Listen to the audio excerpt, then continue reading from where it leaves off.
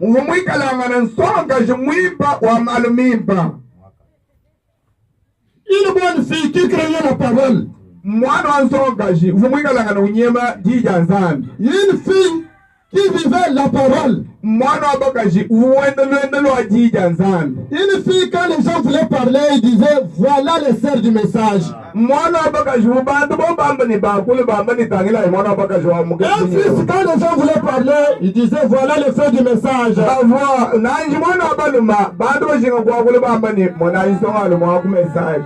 Les gens cherchaient même à ce que leurs enfants puissent suivre cette fille ou bien ce garçon-là. Biloni sarani lwendelo wiwendelo wa mugenjana bakwa abavuga shinga ni babo bana bamwana kwa kumushindo wa kuyihabu kumugenji lwendelo wa une fille vertueuse, c'était un garçon vertueux. Nyevu mwikalangana mukaji wa mulama makole nanyi songa le mulama makole. Voyant cela, kaji mukuma ne walwa. Il a suivi un mauvais conducteur. Kiye kuikulondo bulombo jibubi. Il a commencé à dérober. Yeye kubangu hambuka.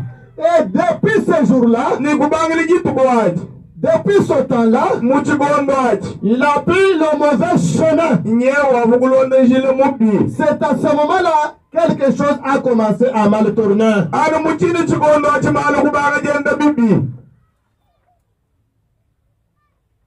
On a encore parlé de l'exemple de Paul.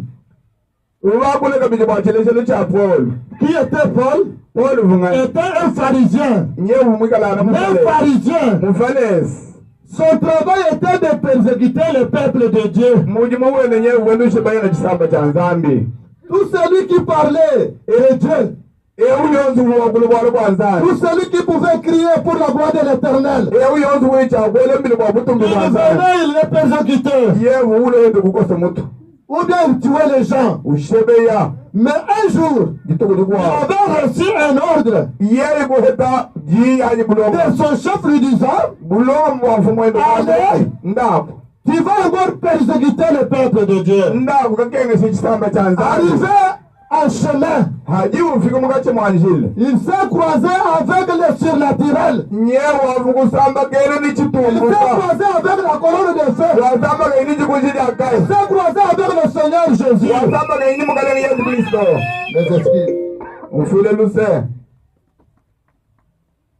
La lumière lui a écroulé sur terre. Lui qui devrait aller persécuter les gens, quand la lumière lui a écroulé, il a changé de vision. Il a commencé à